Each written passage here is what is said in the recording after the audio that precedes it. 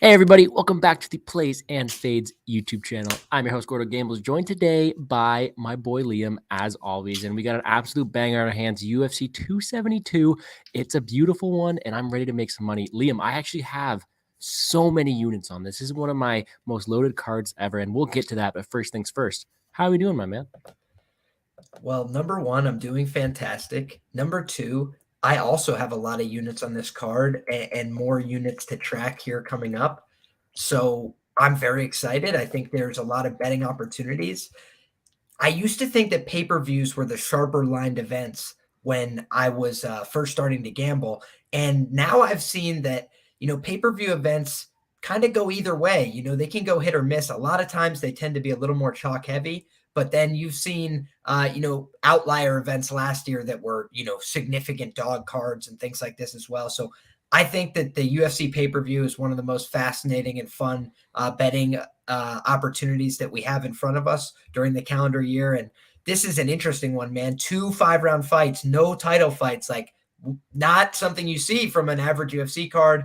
So I just think there's a lot of intrigue here, bunch of short notice matchups. Those oftentimes lead to opportunity as well from a betting perspective. So, hey, let's see if we can get on the right sides here. But man, I'm fired up, and I fired away at the board. Hey, well, first things first, it's a UFC event where we have a co-main, a 5-rounder, both guys under 7.3K on DraftKings. And if anything, I'm a DraftKings player first. So that's the first thing that appeals to me. So that's a pretty weird slate. Like we've never had this before. I don't think ever. So short notice replacement, we'll get that as we go. We have a whole card to get through. I don't waste any more time. It's a Friday night. I got a drink here. Let's have some fun. Let's break down some fights. I'm happy to have you on as always. Let's get her started. Before we do, what's up, people in the chat? How you doing? All right, MMA. Thank you as always for joining. And Dion, who won those MMA Ironman points. I know, but maybe if you were just a little bit better, you'd get points. Nah, I'm just playing. That's my boy. We're just messing around. All right, if you want to be like Liam, you got some points, eh? You're getting up there.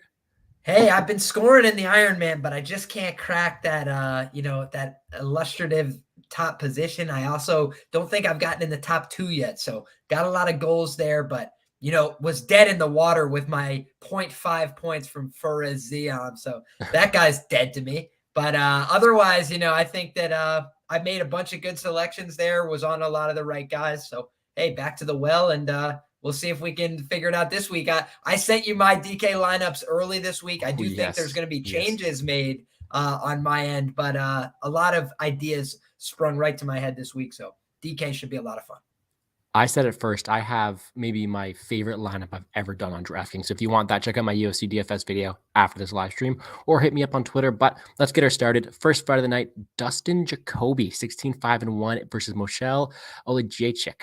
I think I said that right. 16-4. Dustin Jacoby, a guy who I just can't get right in this UFC. I've tried to fade him. He's done a lot better his second run in the UFC. Decent guy Michal here who's walks people down. He's got decent powers, and he's also just a weird guy to bet on because maybe a bit undersized for the division, but he packs a good punch. How do you see this one going down? Oh, buddy, you're pulling that muted mic thing. Man, I start off the card strong once again. A classic Liam move. But here's what I'll say, man. This fight caught my attention. I found it intriguing to break down. I came out of it, not with the clearest read. I do think that this is a winnable matchup for both individuals. I think Dustin Jacoby has, a little bit more reason to be favored in this matchup. He's got the striking pedigree. He has a better round winning process, and he's got a little bit of that outfighting ability. He could fight on the front foot a little bit as well. He could stick behind a jab. He could work multiple levels of the body. He has good low kicks as well. So he really just offers a bunch of standard attacks, but at a good variety, fairly durable guy. And he's got the background, the pedigree, the experience.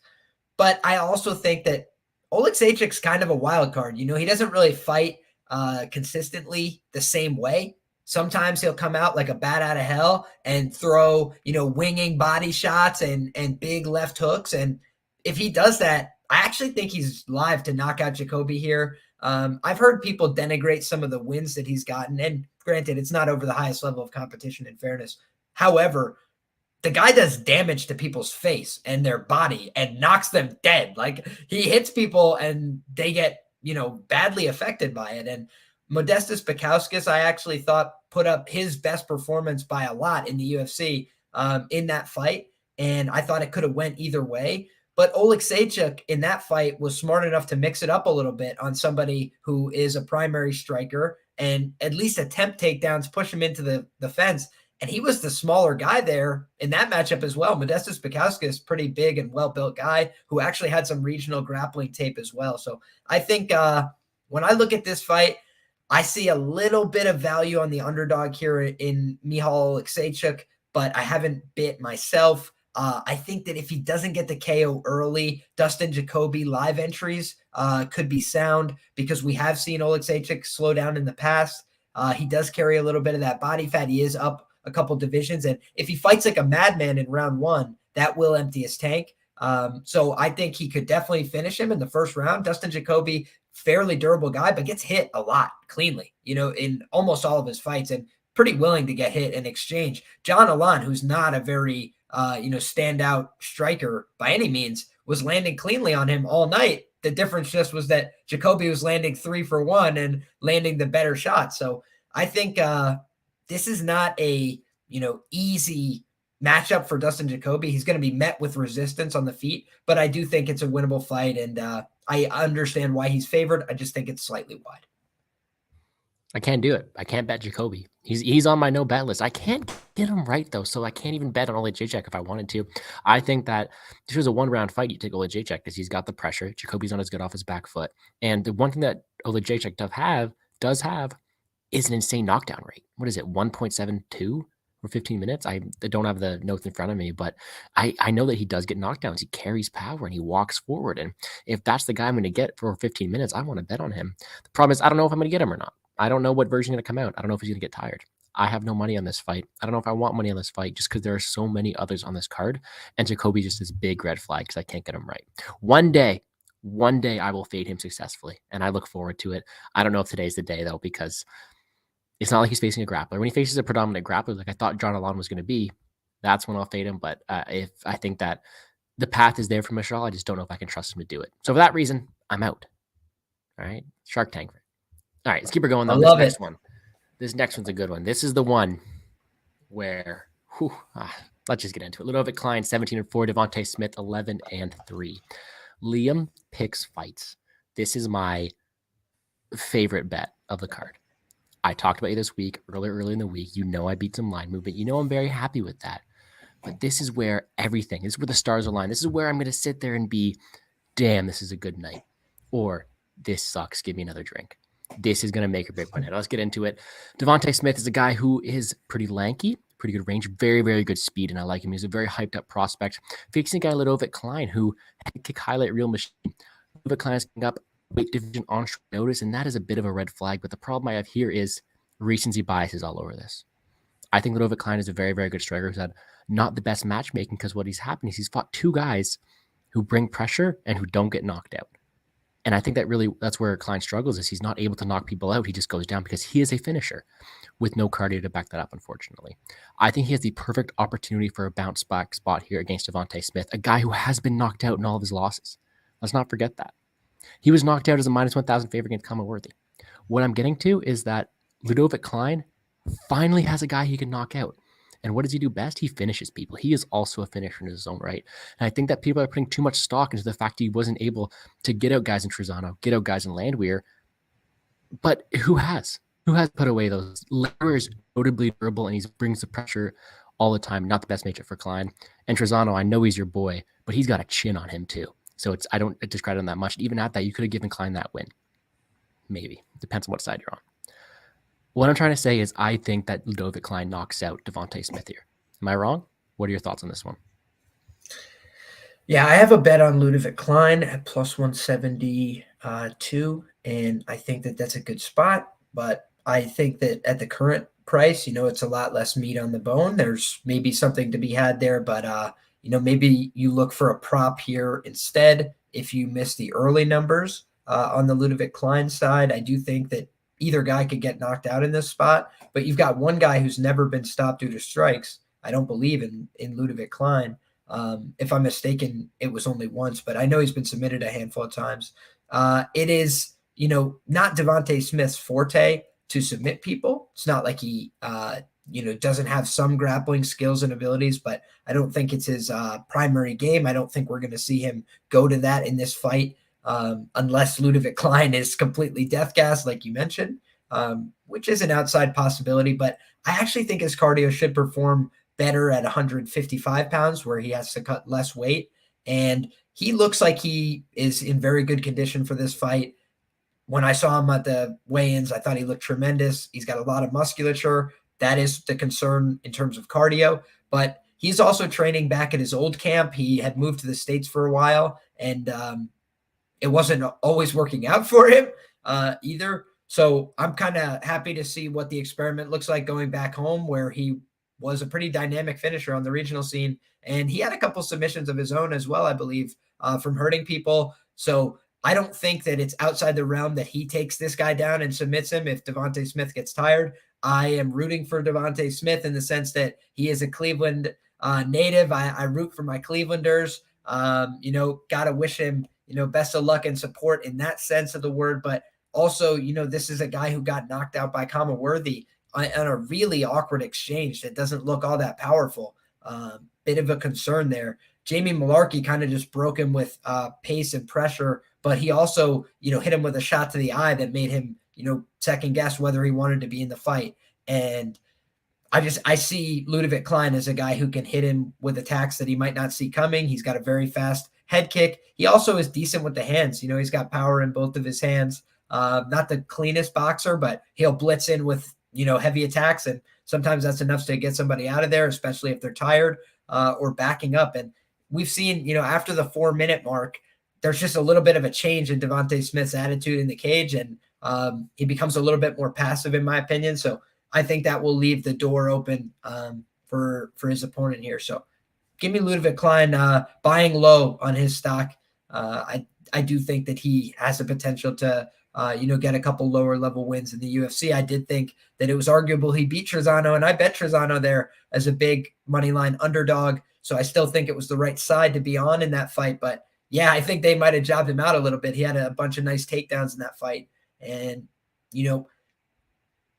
Devonte Smith, I would assume, can out-wrestle him in the first round. But can he out-wrestle him in the second round?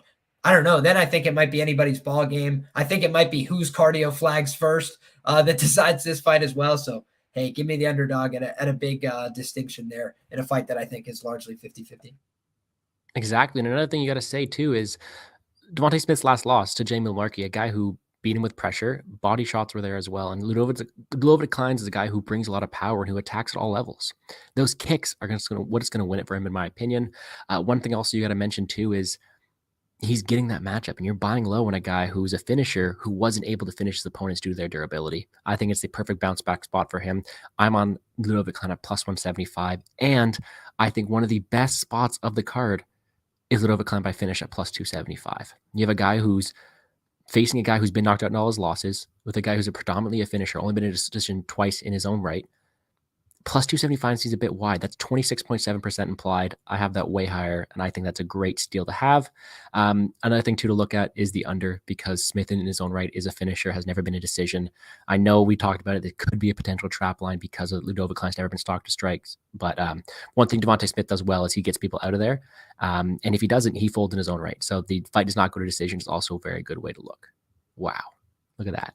It's going to be an interesting one. This is what's going to make or break my happiness for the night. So I think at that, too, he's going to be a great core play on DraftKings because his ceiling's super high with that knockout. I don't know. Hopefully, I'm hoping Smith folds again. He doesn't like to be hit. So let's move on. I'm hyped for that one. That's a big one. And moving on to another fight, which we'll have to talk about in pretty depth, too, is Tim Elliott, 17-12-1 versus Tagir Ulanbekov, 13-1. And I brought it back. I gotta retweet that somehow. But actually, before we do you see that McKinney's fighting again next week against your Dober, filling in for Glenn? Yeah, I'm brutalized by the fact that he's stepping in for my man Rick Glenn. I was excited to see Rick Glenn get an opportunity there.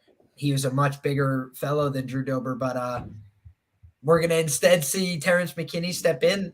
Hey, exciting guy trying to make a name for himself. God bless him. Big opportunity for him. wishing him the best.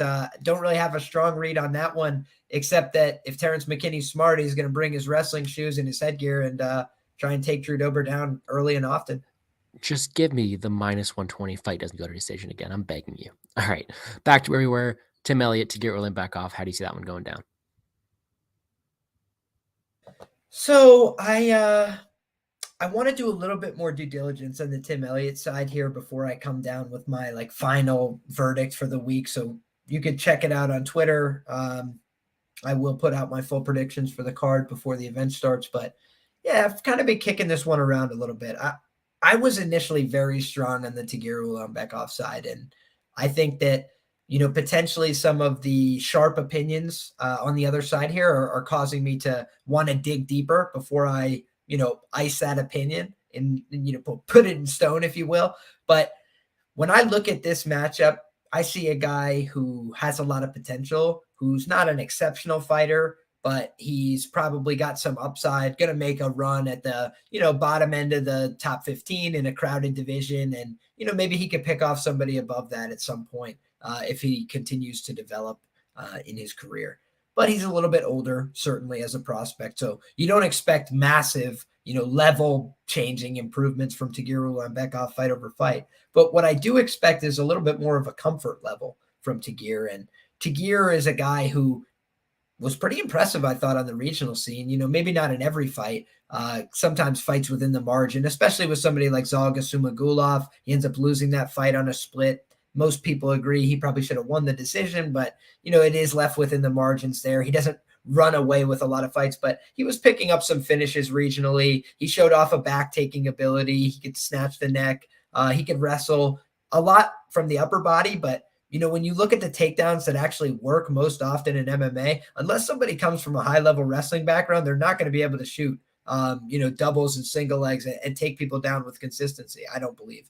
They've got to get good at body locks, trips, propping somebody up and using strength and physicality as a weapon and a tool there. Because, if you don't have the background, you're not going to have the technical movements, and people that do are going to give you a lot of trouble from my experience, at least. So I think that when I'm trying to handicap a fight like this, I look at Tim Elliott as a guy who is kind of flagging at this point in his career, 35 years of age, fight IQ that's never gotten better, cardio that's actually gotten notably worse over time.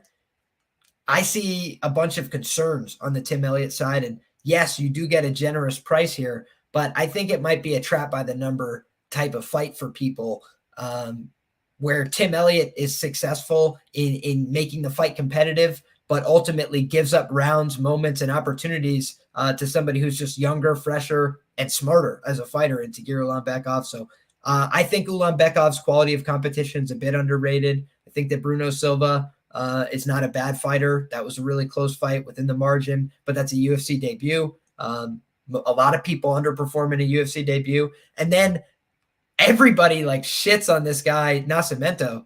Nascimento is a credible grappler, very talented guy. Made me pass on the Tagir side last time when I was pretty confident in him, and that one was, within the margins. If Alan Nascimento's not submitting him, I don't think that Tim Elliott's going to submit him. So I think that, maybe outside possibility, Tim Elliott greases the decision, is able to be the one who gets on top, out wrestles him. That I think is Tim's path here.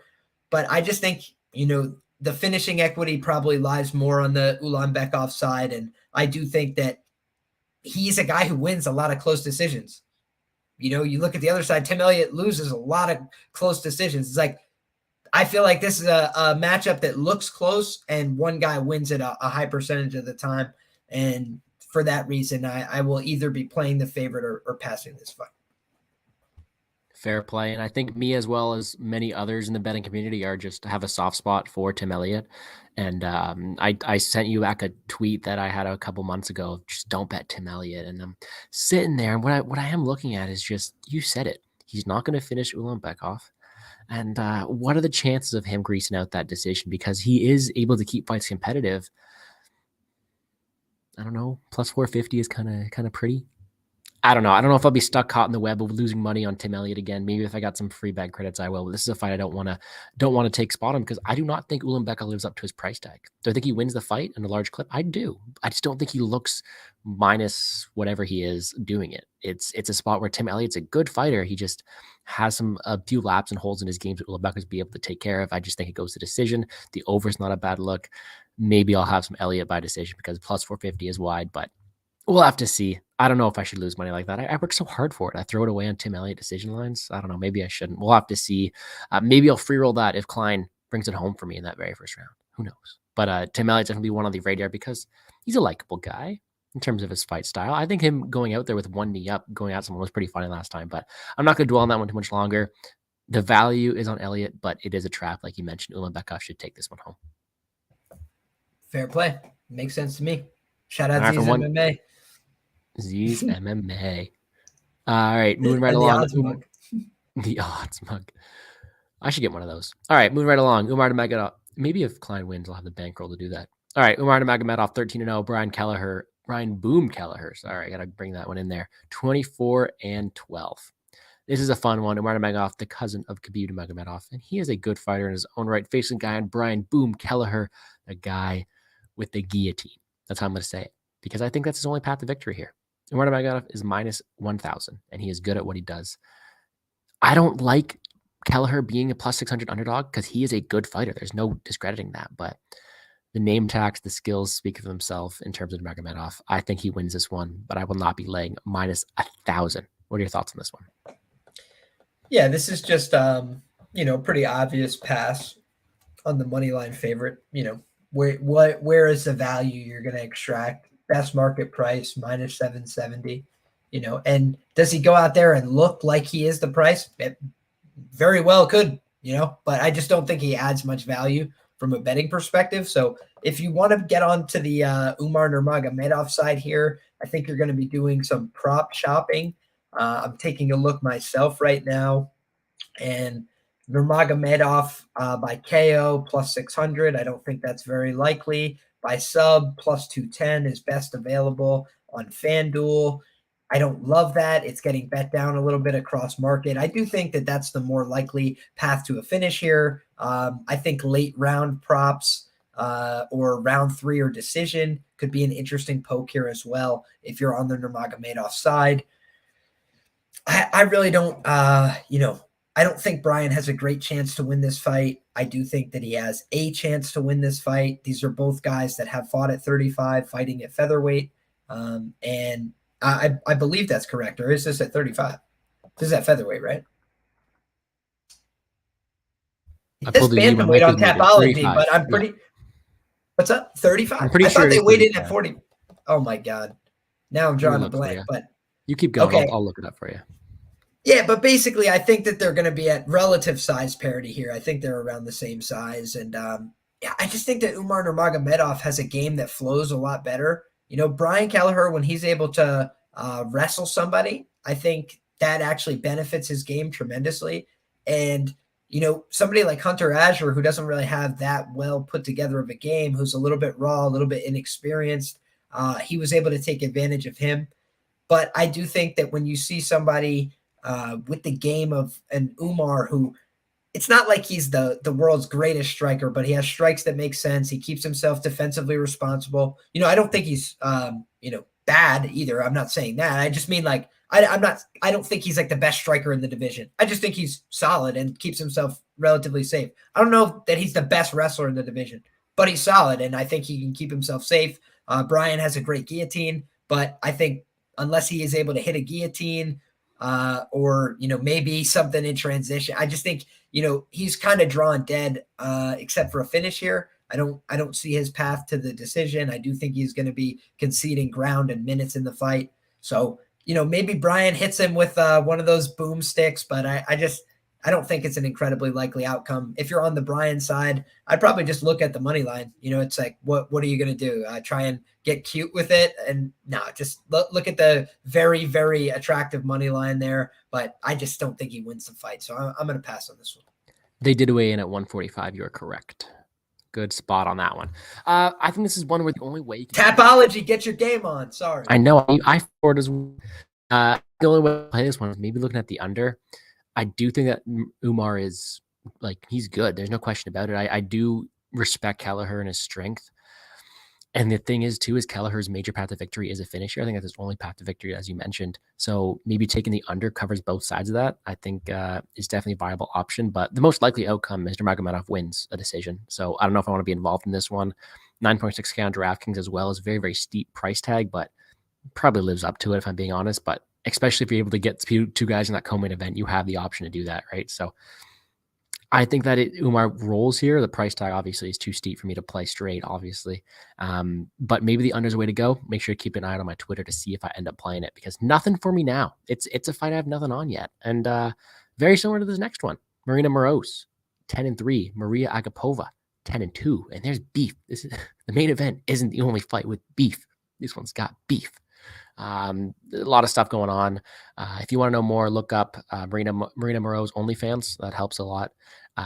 But what was it? Agapova threatened to stab her with a knife or something. There's beef. They hate each other. And for that reason, no, it's a women's MMA fight, but why do I want to bet violence here? Do you think it's a bad bet for me to take a fight that doesn't go to decision at plus money?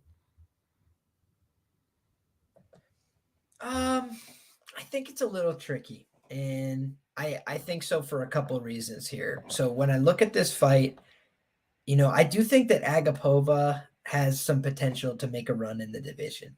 I think her game's a little bit, work in progress, but she's very aggressive. She has, margin for error. She leaves room for mistakes on the feet, but I do think she just hits hard. She connects with power, and I think that makes a difference in women's MMA. I don't know that Marina Moroz has that in her arsenal, that she can really hit and hurt Agapova in the spot. I think she could control her. I think she could find takedowns potentially. I think she could outland her in terms of volume potentially, especially if Agapova experiences a cardio dump. She is a young girl. There's some emotion involved in the fight going in.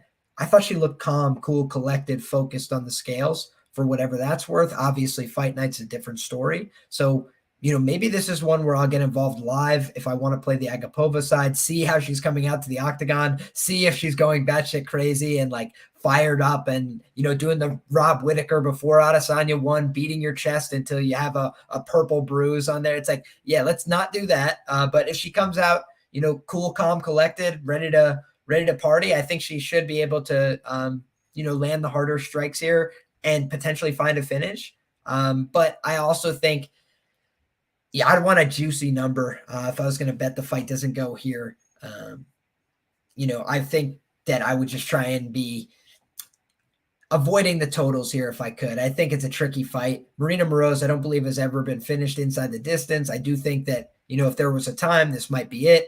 Kind of like you mentioned, a little bit of foot out the door, maybe other avenues for making money, things like that. And I do think that could serve as a distraction. So I don't know, man. I see people taking the underdog shot. I get it. She's got more UFC experience. She's been around for a little while, has a couple of wins that, surprise people, the JoJo armbar. But I don't know. I feel like JoJo's the kind of girl that has lost a lot of fights like that. Where she gets finished early, finds her way out of a fight, makes a critical error, these kind of things. So I like JoJo, but just trying to look at it objectively. So, I don't know that Moroz's quality of competition that she's beaten since has really reflected that. I think she's kind of had a little bit of a soft run through the UFC in terms of her wins. The losses, obviously, she's taken to some better fighters. So I don't know how to gauge this one exactly. I just think Agapova is the more viable long-term prospect, but you're being asked to pay a significant money line price. I'm not interested in doing that either. So this is a pass for me at the time of recording. Well, one thing too is money's coming in on Moroz. Agapova is becoming down a bit in the price range, and I am waiting to play that because I do think Agapova wins here. I don't get the shot of Moroz. I think that you're right, unless there's some huge cardio dump or too much heart into it, Shayna Dobson style, she goes out and loses. But I think she's a better fighter, more output, range. I think she's got a decent ground game not to get put in an armbar. I think she wins here. And to be completely honest, I have her parlayed up with some Cage Warrior bets, which I haven't done research on. Shout out to Baby Yoda Bets on Twitter, who's a homie who hooked me up with his bets.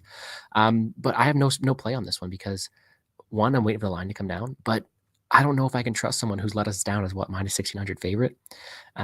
Maybe that's just in PTSD because I do think Agapova is a way better fighter. I probably will get to the window, end up playing it eventually. I just don't know if I can yet. I'm hoping that line comes down because I do think she's the better fighter here, but nothing for me yet. Maybe being too safe. Oh, minus 188. I was in a different fight. Anyways, yeah, it's a pass for me for right now, but I'll probably get to it. And the official pick will be Agapova by finish. So spicy. All right. Next up, we're rolling through this one. Sixth fight of the night, Nick Ngannou versus Kennedy Nzechukwu. Nick is 11-1. Kennedy is 9-2. Kennedy's my boy. I think I've made money on all of his fights just because, not just betting on him, betting against him as well. Last time out, I bet the under in that one, and he got knocked out early, which I did not expect. So it's a tough one for me to really gauge. I think that he is a smart fighter who knows what to do. He usually likes to outlast people, but I think he's got too much to take on here. I think Nick is really a problem for him in this spot, just with the constant pace he's putting on, and I think he's able to win. And I know you think the same way, so take her away, my friend. How do you see this one going down?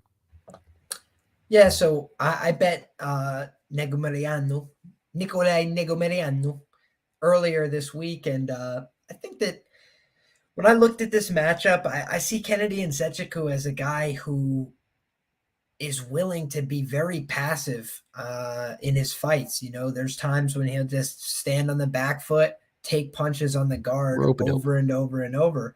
And I don't think that that's going to work long term. This is the light heavyweight division. You know, I think that he has shown good durability, and I thought we saw a chink in that in the last fight, you know, where the first crack in the durability. And man, I also think, you know, he's absorbed a lot of damage over the course of his short UFC career, kind of got here really early, pretty green. So I think that when I'm looking at this now, you know, Nurmagomedov got taken to school by Spivak Safarov and disappeared off the face of the earth for like 2 years, came back and looked okay. You know, he didn't look like a terrible prospect anymore. He looked like he had actually made some improvements, and he didn't blow the doors off anybody. He didn't come back. Yeah, what's up? Oh, he just learned how to grab the fence. Exactly. He learned how to grab the fence, but he learned how to win the fight, you know, push the guy, try and break his will, stay on him, keep some pace. And now when you look at the guys that he's training with the likes of Sean Strickland, Chris Curtis, Albert Duraev. Like he's with these killers now, getting good work in. I think he's going to be making improvements to his game. You look at him physically on the scales today. I thought both him and Nzechukwu looked like they were in the best shape of their career for this fight. But the difference is Nzechukwu is like 3 months removed from getting knocked out in the first round. And I don't know what they're thinking, putting him right back in here on this quick turnaround. He's probably trying to, like, you know, wash the taste out of his mouth of that bad performance. But I don't think this is safe or healthy or makes sense. And when you give me a guy like Nurmagomedov, who's no prize, but he's reliable to throw volume, not a crazy amount, but he's going to throw punches. He has no regard for his own health and safety, but he's shown a pretty damn good chin in his own right. I like Nurmagomedov here to get the job done. I actually think he's going to finish Kennedy, but I think if he doesn't, this is a fight he can win by decision as well. I think he might need to survive a sketchy third round here, but I also think I've seen this guy just eat like clean power shots on the chin and be completely unaffected. And so unless he has a Kennedy Nzechukwu moment where he goes from being unaffected to being knocked out easily in the first round, I think that Nurmagomedov is going to have a chance here. I think he's a live underdog. For sure. I love it. And I apologize for looking away. I just saw your scores and odds article, guys. I just like that. Make sure to check that out later. But we're going to have some fun talking about that main event. Yeah, I think you hit all the points, though. This is a spot where I'm not the highest on Kennedy. I think that his fight against Ulberg showed a lot of heart and brains if you're going to rope-a-dope a guy in Ulberg who gassed out. But it's not like he looked the best in it. He shelled up, and I don't think that's going to work against a guy in Nick here who also has that ground game to back. And he brought power against Ike. I just think it's a bad recipe. I think that Nick goes a lot of undervalued after being like you said, massacred in his first fight by Safarov. He got a pretty well-rounded game. Cardio is a bit questionable, but I think that he's got him covered here in a lot of spaces. It's not like Kennedy's this huge power puncher. He's a guy who likes to wear people out, and that's how he's got his 2 wins. He wore out Marquez, he wore out Ulberg, and he won that way. So I'm not the highest on Kennedy. I think Nick wins here. I love the spot on it. I have a bet on it as well, but it's not one I'm going over the moon on, just because I still have to see more from Nick and what version we have of him. But I do think he wins this fight at a pretty high clip. Is my Wi-Fi bugging out? I can hear you okay. Oh, okay. Sorry, I just froze up everything. But we are back. Damn, that's 2 weeks in a row. Technical difficulties. All right, let's move it on. Prelim number 7, Marina Rodriguez, 15-1-2. Xiaonan Yan, 13-2. I'm struggling with these names. You got to help me with that. Yan Xiaonan. Perfect. Look at you go. This is a women's fight who I think should honestly be in the main card. You got a girl in Rodriguez who's headlining fights, and now she's stuck on the prelims. Who knows? Rodriguez is a girl again. She's just like Dustin Jacoby. I try to fade her. It doesn't go well. I bet the under in the Dern fight. I had some money on Dern inside the distance. She's a girl with a massive hole in her game. That's the ground game. Is Yan going to exploit that? Probably not. Is it going to be a good fight? I think it is. I think it's a really good fight. Yan's got one of the highest strike differentials in the UFC. I think she puts out a lot of volume, but she's facing a girl who has power, who has output, who has range, and knows how to use it. So this is going to be a close one. So I'm going to be completely honest. This is a fight I want no part of, and is one of the only fights I will have 0 bets on this card. So I'll let you take this one away. What are your thoughts on this one? I agree. I think this is a pretty clear pass fight as far as my betting perspectives here.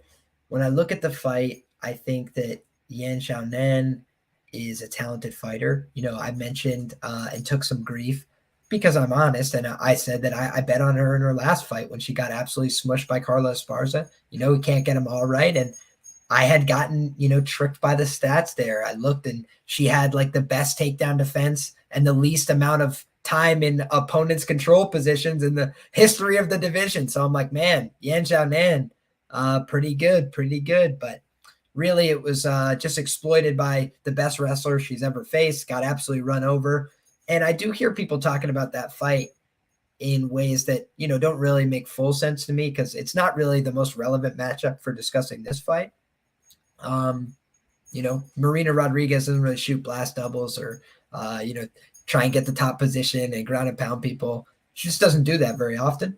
So even when, Amanda Hebos was completely rocked shooting single legs on her, she was disengaging and walking away as opposed to going for ground and pound. So it's just like she is not going to try and grapple, I don't think. Maybe in this matchup where the danger factor is a little less, she would consider it, but she's a striker out and out, and she's going to try and throw out a decent amount of volume, land her hard shots. She throws good, straight piston-like shots. So, Marina Rodriguez can hit, she can crack, but she's not huge. I think she's very thin.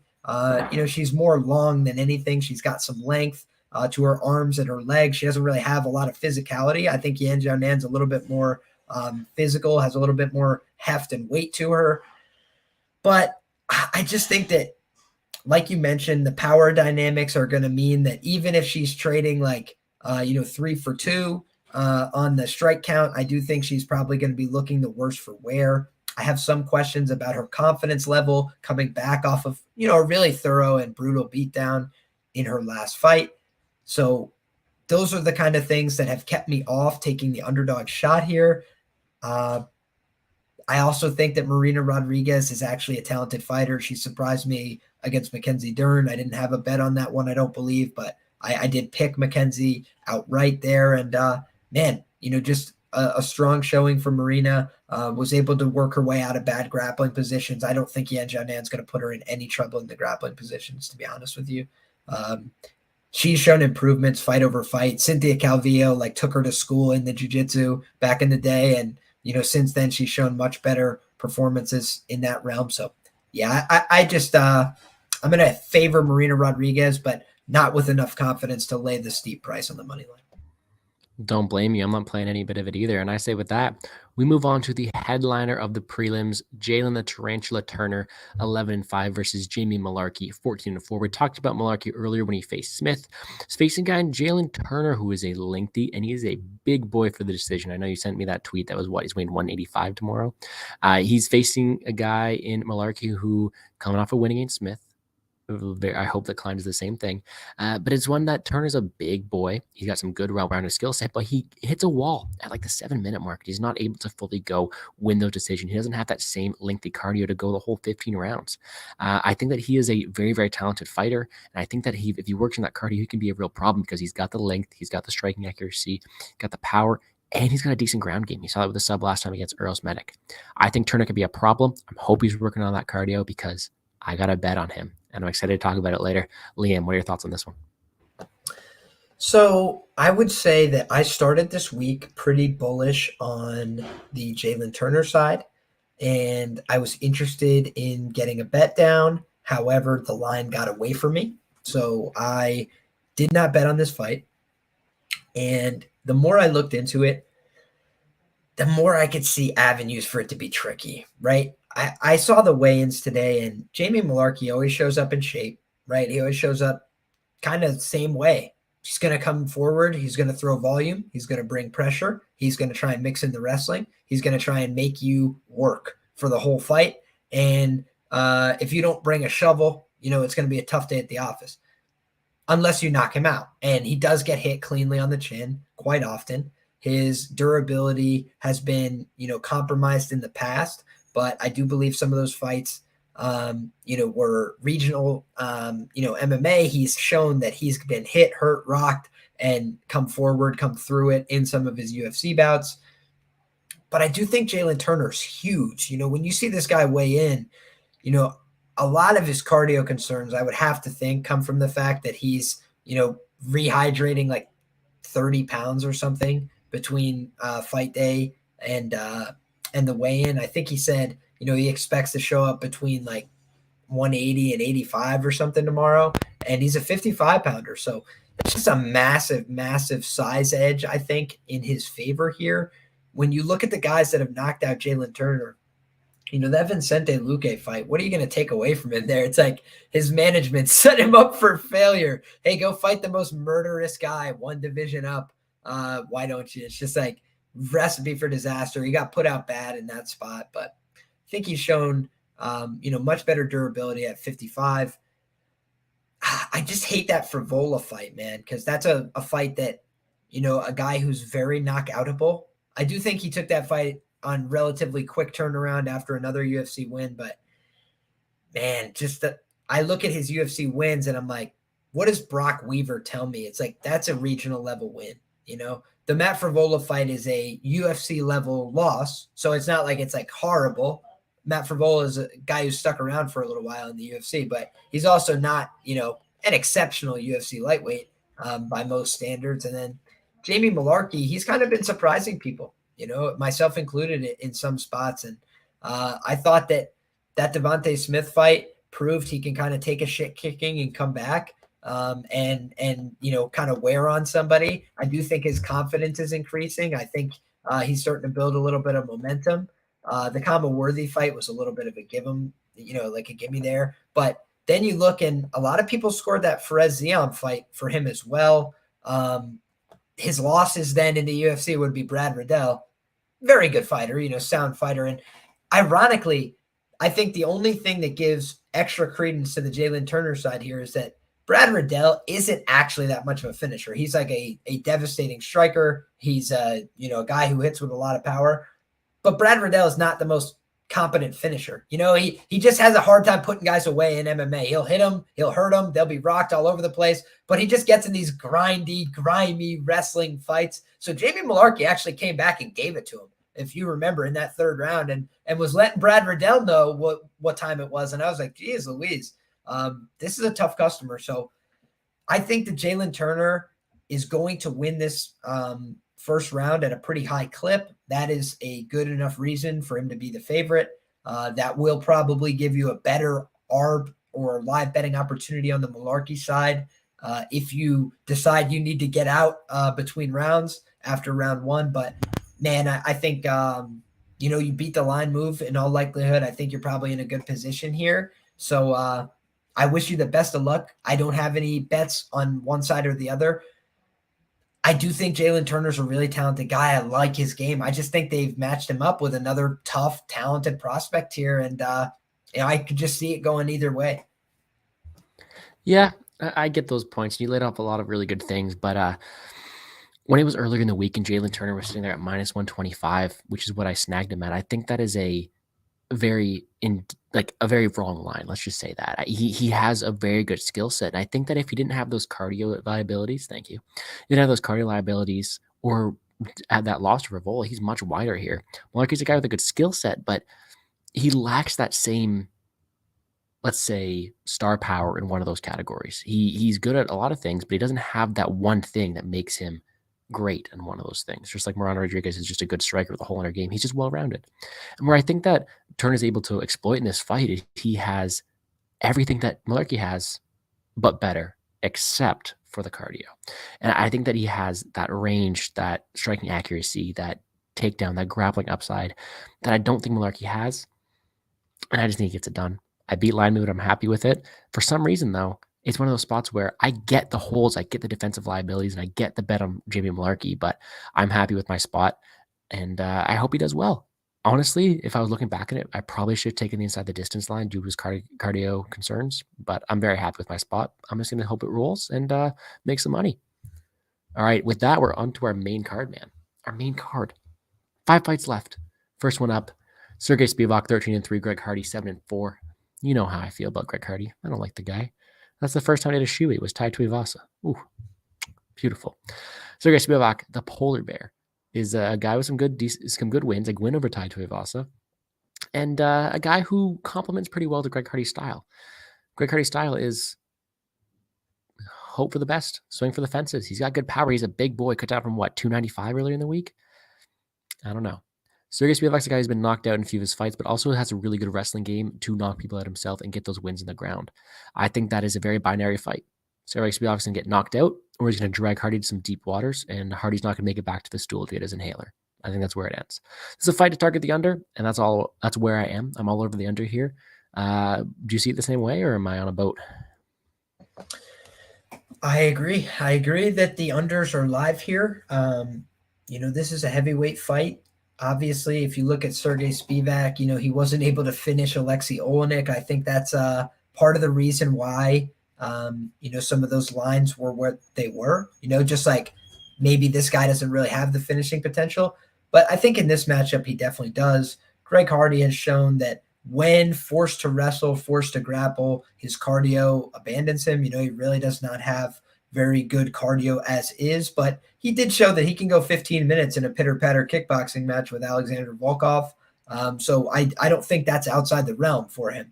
It's just wrestling and grappling is a different energy system. It requires a lot cardiovascularly that just throwing single shots and like a little bit of in and out footwork and a leg kick doesn't really necessitate. So I think it would be very wise for Sergey Spivak to come out here with his wrestling shoes and headgear. It would be suicide mission number one if he comes out here trying to engage with Hardy at range, in my opinion, because I've seen a lot of vulnerability from Spivak on the feet, rewatching his tape. He doesn't have the most sound defensive positioning. He's not the most confident guy exchanging in the pocket. And say what you will about Greg Hardy, right? He's not a guy who's very likable. But what he is a guy who's massive for the division. He's got a lot of power, and he did make the weight, and he has like 24 plus hours to recover. So he's probably going to enter this fight roughly 275, 285 pounds. Like he's going to be very, very big. And I think 243, which I want to say it's one of his bigger weigh-ins in the UFC as well. Sergey Spivak, he looked like he was in, decent enough shape, pretty big for the fight. He just doesn't seem like the same kind of athlete at all. And I know that, athleticism doesn't always win fights, right? So that's why if this fight gets extended, skills will probably win the day, right? It's just that this is such a danger factor. Tai Tuivasa has one of the better chins in the heavyweight division. and he has amazing recoverability. We've learned that a number of times, but he also like was on wobbly legs, like badly hurt. He was hurt after the fight. I think that even after he knocked out Greg, he was still a little like scrambled eggs, like trying to figure out he's like, what happened? Oh, I got him. Like, I think that, those guys both hit each other so hard, and Greg is not an experienced fighter. So he hit him and he got really excited. There's an expression that they use in sports, act like you've been there before. It's a lot easier to act like you've been there when you've been there. And Greg Hardy is like, oh, I'm on a big stage. I just hit this big guy. He's about to fall over. Here I go. Start him. Here I come. And then he just runs onto the big hook. Tai Tuivasa is a massive puncher, right? Tai Tuivasa is a dangerous, dangerous man. He knocked him out. I don't see Sergey Spivak knocking out Greg Hardy on the feet.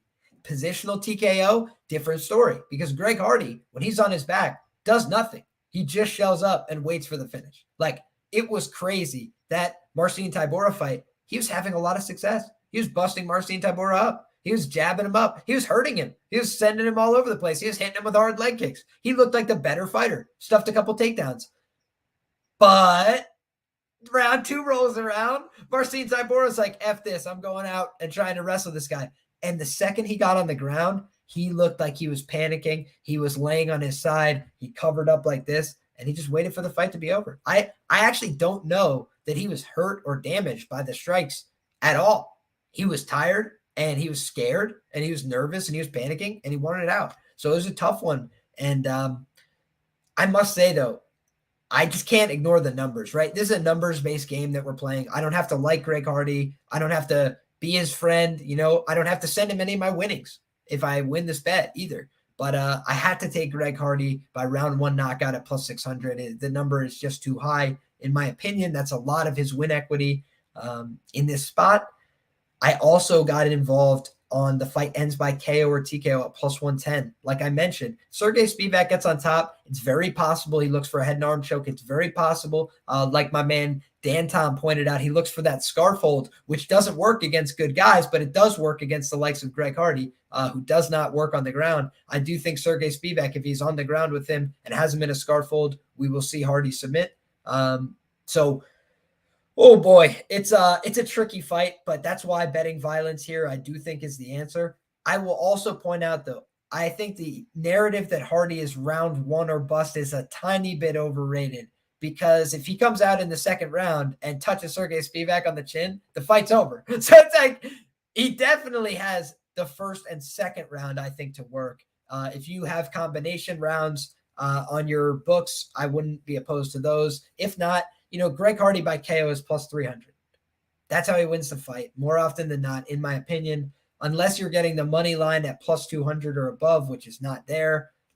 Then I would just opt for that KO line for Greg Hardy, because you want to limit your risk here on a guy like Greg. You just can't get over your skis, knowing that even when he has, like, he will grab defeat from the jaws of victory, like he did against Tai Tuivasa. He's an inexperienced guy. He's not a real, like, trained lifelong fighter, but he's so much more athletic. He's so much more physical. When he's getting first layer takedown attempts in most of his fights, he stuffs them, fairly easily. So I've seen Sergey Spivak. The one upside I will give him is that I have seen him catch kicks from Tai Tuivasa in particular and use it to barrel through somebody on a takedown.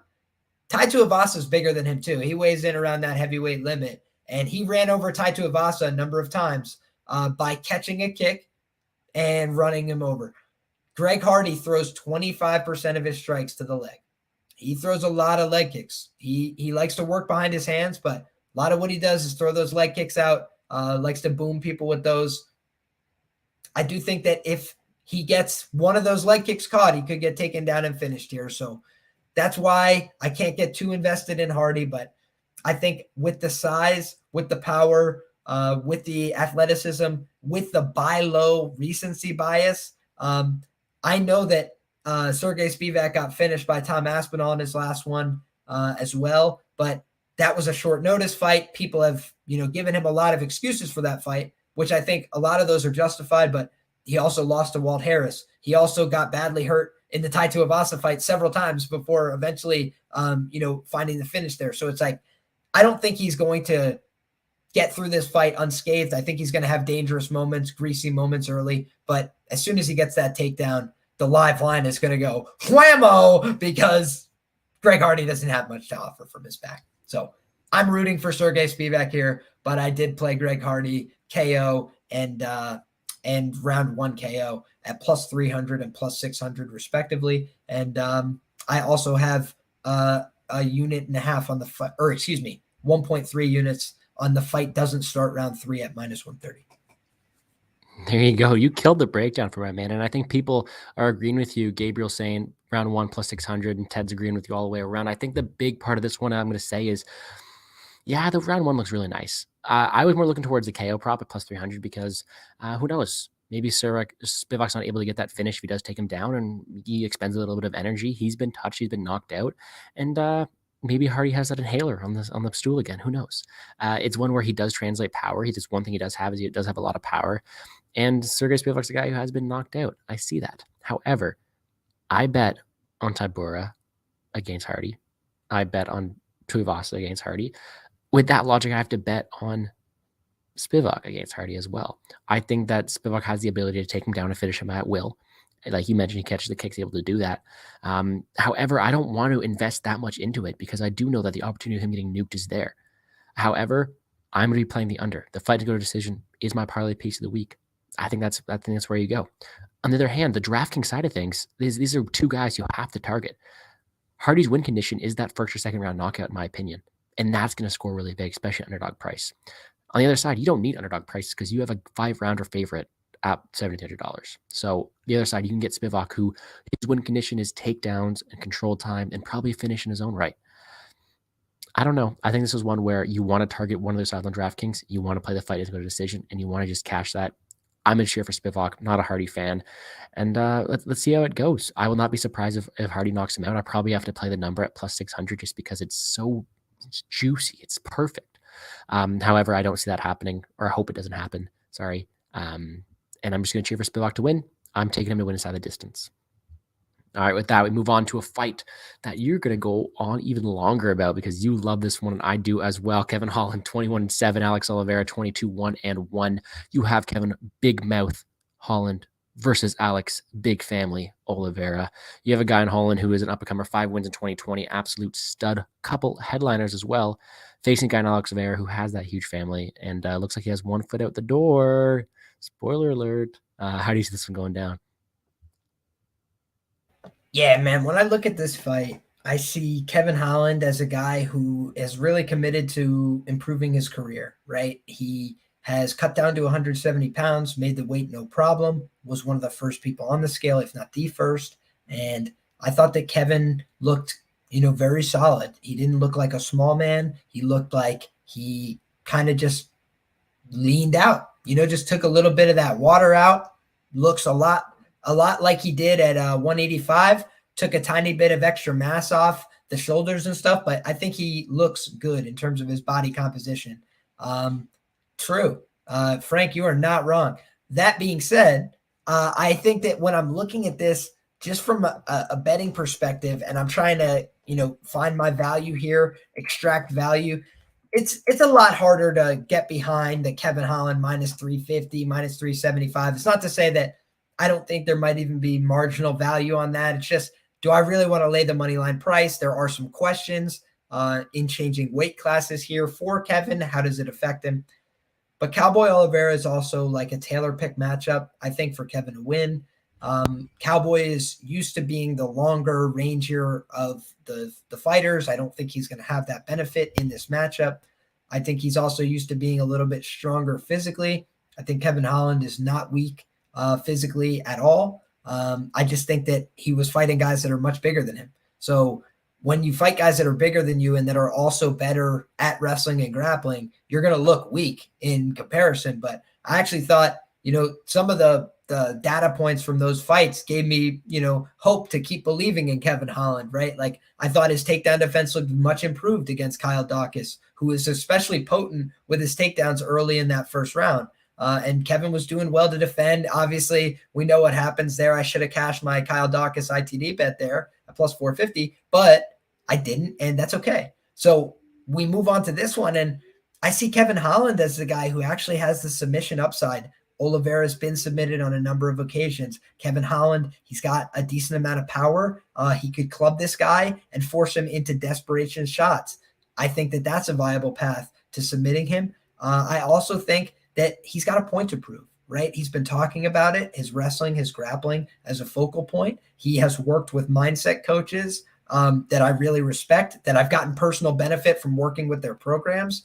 Wrestling Mindset Mike has been working with Kevin Holland. He also worked with Jin Frey, by the way, who went from never throwing strikes to throwing strikes and like attempting things in her fight. So I think that he has a real effect as a sports psychologist. I also think that Kevin Holland, he's been training with the right people. He's been getting in there with Johnny Hendricks and other guys who are big 170, 185 pound archetypes in wrestling, trying to get better in the positions, putting himself in uncomfortable spots. And that's what it takes to grow.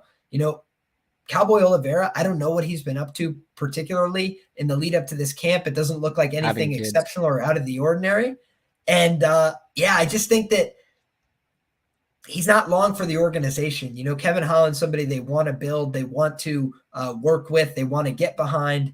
And I think they're trying to set him up for a victory here. I think that Kevin Holland can submit this guy when they're fresh. I think he could submit them when he gasses down the stretch. So I'm hopeful that we'll also see an improvement in the cardio of Kevin Holland now that he's coming down to 170. It requires a lifestyle change to make a weight class. And I do think that if he wasn't running before, he's running now. You know, it's like I do think Kevin Holland is going to show up in good shape for this fight and be able to outpace Oliveira down the stretch should he need to. Full disclosure, I'm on Kevin Holland to win by sub in round 1. So I think he's going to get this fight done. I think he's going to get it done early. I also saw round 3 sub at plus 5,000. Give me a break. I had to put a small poke on that for the culture. But yeah, I'm basically on Holland inside the distance, pretty big. Holland sub for a decent bet. Holland sub 1 and sub 3 for small poke. So, hey, Kevin, let's get the job done. Giving me Terence McKinney vibes. That's some good numbers you got there. And honestly, the same thing. Look at me. I'm sitting back, feet up. I know Gabriel's saying he doesn't want to bet another fight doesn't go decision. I had money on all 3 of those fights doesn't go decision either. That just gave me major PTSD. But it's one where that last fight we were talking about, I do see it finishing. Let's not forget the other ones that we cashed as well that were finished. But if you don't want to bet that, this is another parlay piece for me right here. You have a guy in Kevin Holland who, yes, his line is getting inflated, but he has a really good matchup for him. He's lost his fights because he was put on his back. But what people are forgetting is it's not his ground game that's bad. It's his defensive wrestling. And he has worked on that. And what Liam has pointed out, which is also something I agree with very much here, is he's got what belt does he have? I forget he does, but he has a really good jiu-jitsu game in his own right. He has subs on his record. Oliveira has a lot of submission losses. A point from that, aside from that, though, I will tell you, I will have some stuff on all in by submission as well. But where I do think the money really lies is that inside the distance line. You're taking a minus 350 favorite down to minus 110 versus a guy who's been finishing a lot of his losses. Oliveira is a guy who looks to have one foot out the door, tapped to a one-armed rear naked choke a couple of fights ago. And Holland, where he is a good fighter, he's also an entertainer. He wants to go out there. He wants to finish people. He talks when he fights. He makes jokes at Ronaldo Souza. And he's good at what he does. Very accurate, very strike, range kind of use. And like Liam and I both hope, he has that grappling in his back pocket. I think this is Holland all day. I got him at minus 250 in my parlay. He's still a viable option up there. And especially if you're Gabriel and do not want to bet on fight doesn't go to decision, he is a guy you want to take in a moneyline parlay. With that being said, I also think he has one of the highest win equities on DraftKings for those guys in nine finished equities for the guys in the 9,000 range on DraftKings. People like Ulanbekov, I think, goes to decision. I think Covington goes to decision more than not. However, I will take a lot more of him due to a 5-round fight. And then I also think that Nurmagomedov goes to decision or most of the time. I do see his finish as well, but I do think Holland wins this fight at a pretty high clip, especially by finish. And I think he's a guy you really want to target on DraftKings as well. Look at that. Great breakdown. I appreciate that. And let's go for a sub.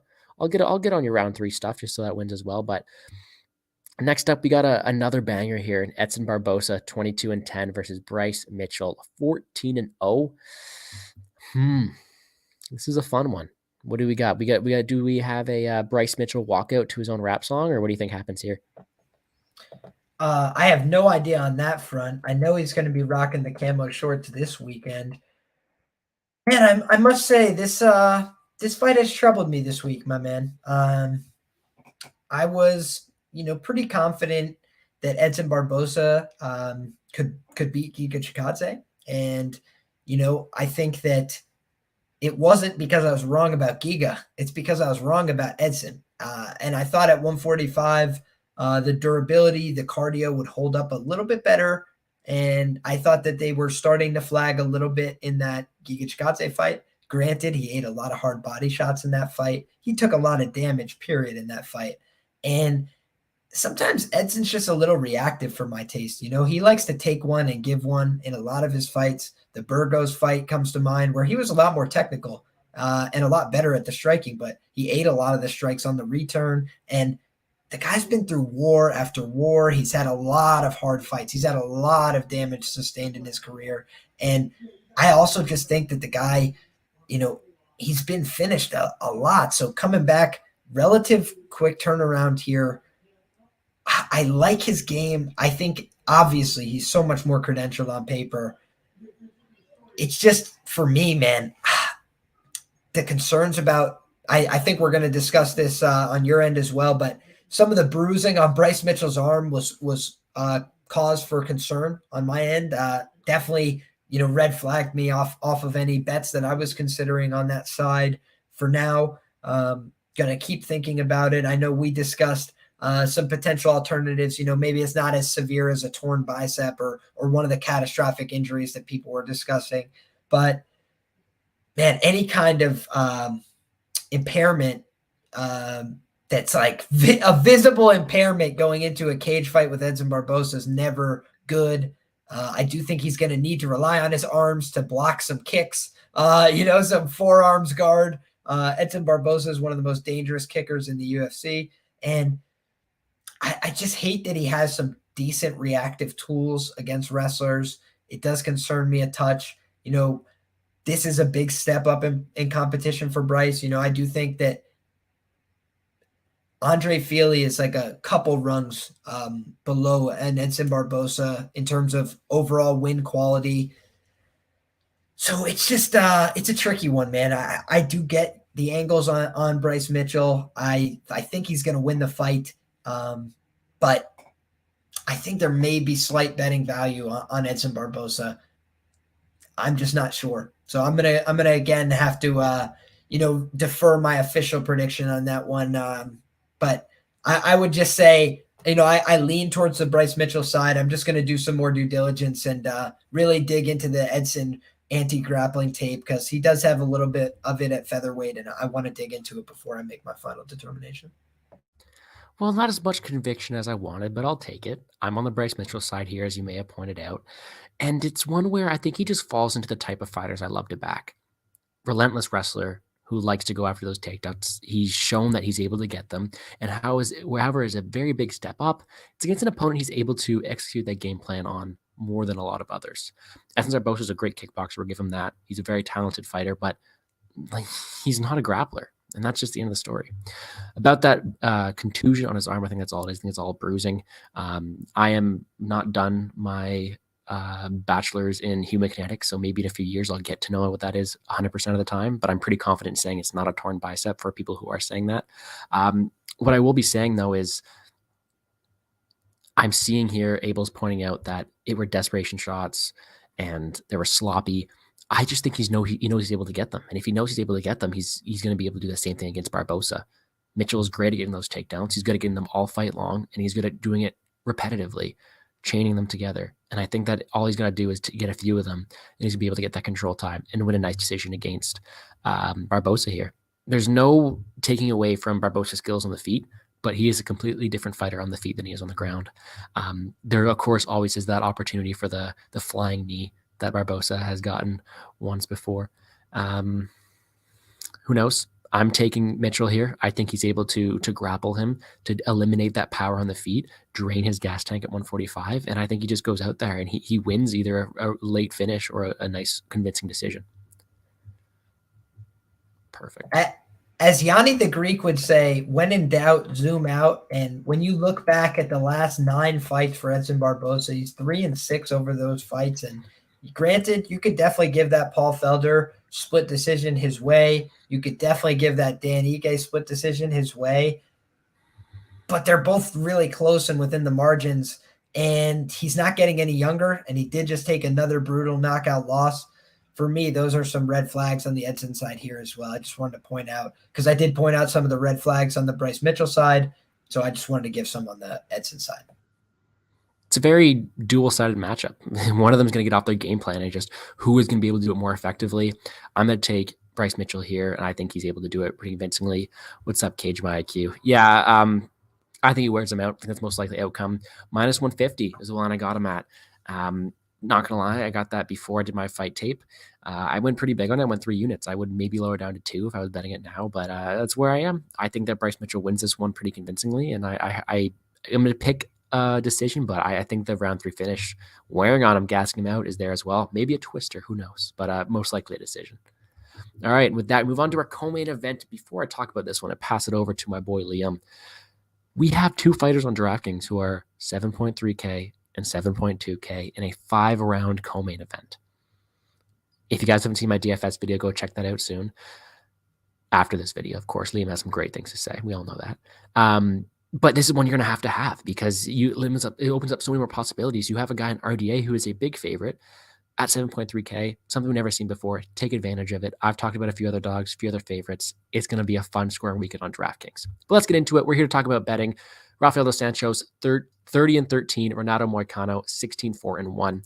RDA was supposed to fight Rafael Fiziev. I was going to have a bet on Fiziev. I do not anymore because Renato Moicano is taking this on short notice. Didn't look to have any problems on the scale. And honestly, they both look decent. How do you see this one going down, man? Yeah, so going to be one of my bigger bets on the card. Currently my biggest bet on the card for sure. And I'm on the RDA money line here. I think that at minus 152, this was a must play for me. RDA is a good fighter, man. Like, very possibly could have beat Colby Covington. Certainly kept that fight very close, competed with him on an elite level, out-wrestled Colby Covington in round 4 to the tune of 2 takedowns and some control time. I think that Rafael dos Anjos is a problem, right? Like, the guy can fight with big fellows. He's proven that, in my opinion. I don't think size is the biggest determining factor of who's going to win this fight. I think that his wrestling pressure is tremendous. I think that on top of that, the guy's got excellent striking pressure that breaks you down over time.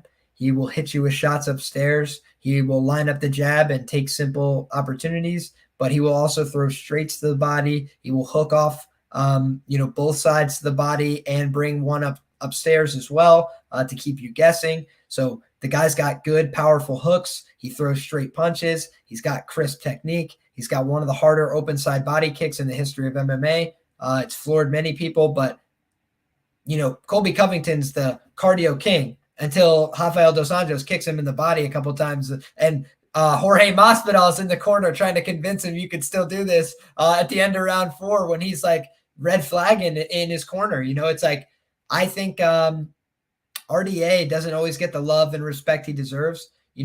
Chiesa kind of wet blanketed him a little bit. Big guy at 170. And, not the most inspired RDA performance there. I still thought it was a close fight, but I didn't think that he was really fired up for that matchup. Kind of knew the writing was on the wall for him in terms of his career at 170. I do think he's going to try and make one last run at 155. This is his real division. I think he takes his strength and conditioning very seriously.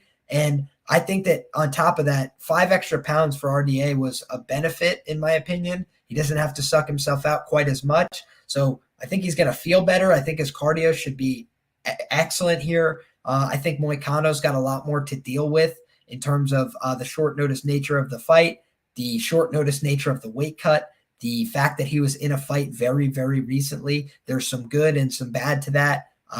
It's going to keep you fresh. It's going to keep you focused on the ball. But I also think it's just a lot to ask physically to recover from a fight where he took some damage and, he got into some exchanges.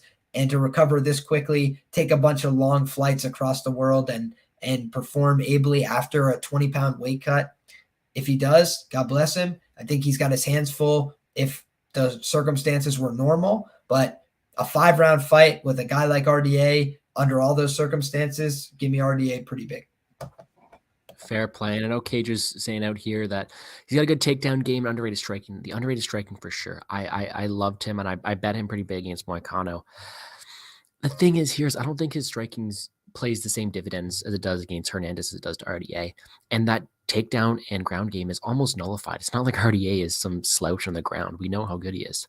The problem I have is Moicano, just like Liam mentioned, is coming up and he's facing a guy again after 2 weeks, cutting down the weight, flying across the world. He's not going to have that same ability to go 5 rounds. He's not like he's been training for a 5-round fight either. He's training for 3-round fights against a guy in Alex Hernandez. The longer this fight goes, the more I want RDA. He's able to out-cardio people, wearing them. He's got good combinations, good power. And whereas Moicano has some really elusive footwork and ability to get in and out of the pocket, it's not like he has some granite chin. He's been knocked out. Granted, it is to good fighters. I just think that this is RDA's time to shine here. He's getting a short replacement. It's his time to take advantage of it. With that being said, how much do I want my money on this? I looked at this at first, and I'm like, I'm not betting this fight because I'm going to have 100% ownership on RDA on DraftKings, just like half the world is going to. Highest owned fighter. And the more I think about it, the more maybe I want some. Maybe I want some unders. Maybe I want something else, because the way I see this going is it's either going to be Moicano having to get him out there early, because I don't see him lasting all 5 rounds with RDA. I think RDA is going to finish down later. The more I think about it, the more I want to put some money behind it, and the more I want to join sharp people like Liam in playing it. That being said, may have to do some more research on that tonight, maybe a bit tomorrow morning, but I think it's definitely a good look. The layoff is something. Rusty, for sure, I'll take that, but it's not like he's not a consummate professional. Like, he knows what he has to do. I think the only way that RDA loses this one is because of the Curse of the Dragon, and you get to blame it on that if you have a bet on him. With that being said, I think the Curse of the Dragon's done. I don't mind this inside the distance and Colby parlay. We'll talk about Colby in a second here. Well, I'll talk about Colby. We'll find out what Liam talks about. And I think this is going to be a really good fight. I'm taking RDA to win. I don't mind the dog shots on Moicano, but if this line comes in anymore, I will be playing Dos Santos pretty big as well. All right. And with that being said, we are at the main event, a very, very highly anticipated bout between the 16-3 Colby Covington and 35-15 Jorge Masvidal. We all know the story. Best friends, roommates, and now we're getting some pretty cringy press conferences, pretty hard to watch. Liam, if we ever fight, first of all, I know you'll be minus 10,000 to win, but we should better have better press conferences than that. Are you right about that? Come on.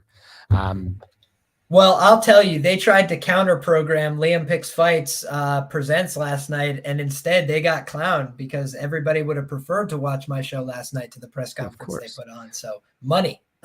And if you haven't listened to it yet, go check that out, because we all know how sharp you and your guests are. With that being said, it's a weird match. You have best friends who know each other inside and out going up against each other.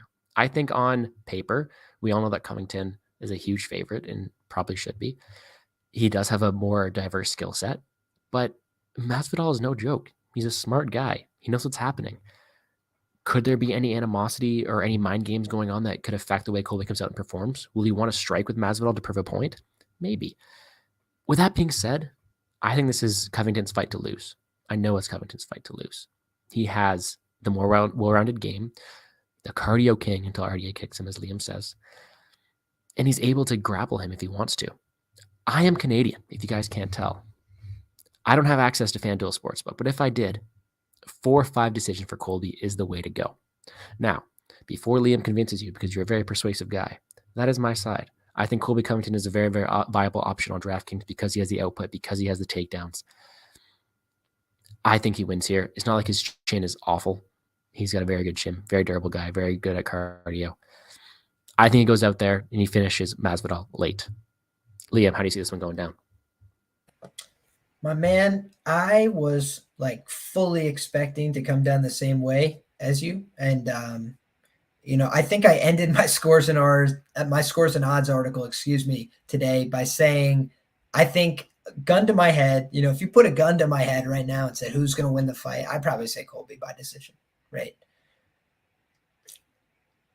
But I have this like just sinking feeling, this like sneaking suspicion that's coming over me that Masvidal is going to knock him out. And the reason I say that is following. I've seen a hesitation from Colby Covington in his two most recent bouts that I did not see in his earlier career. And when I talk about a hesitation, Colby Chaos Covington, that's the billing. That's the nickname, right?